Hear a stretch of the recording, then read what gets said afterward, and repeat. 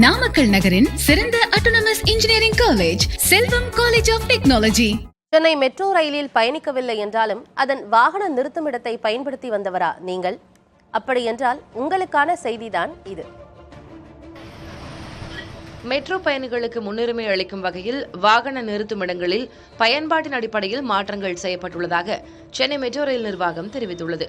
அதன்படி திருவொற்றியூர், காலடிப்பேட்டை, புதுவண்ணாரப்பேட்டை, மண்ணடி, உயர்நீதிமன்றம், அரசனர் தோட்டம், நந்தனம், கிண்டி, ஆலந்தூர், மீனம்பாக்கம், விமான நிலையம், அசோக் நகர், திருமங்கலம், எழும்பூர் என 18 மெட்ரோ ரயில் நிலையங்களில் மெட்ரோ பயணிகள் அல்லாதவர்களின் வாகன நிறுத்தம் கட்டணம் உயர்த்தப்பட்டுள்ளது.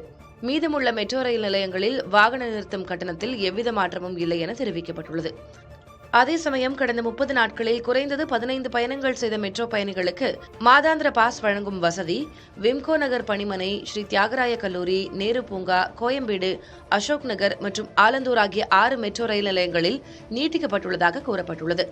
கடந்த 30 நாட்களில் மெட்ரோ ரயிலில் பயணம் செய்யாதவர்கள் அல்லது 15க்கும் குறைவான பயணம் செய்தவர்களுக்கு அரும்பாக்கம் மெட்ரோ மற்றும் பரங்கிமலை மெட்ரோ ரயில் நிலையங்களில் மாதாந்திர வாகன கட்டணம் உயர்த்தப்பட்டுள்ளதாக சென்னை மெட்ரோ ரயில் நிர்வாகம் தெரிவித்துள்ளது.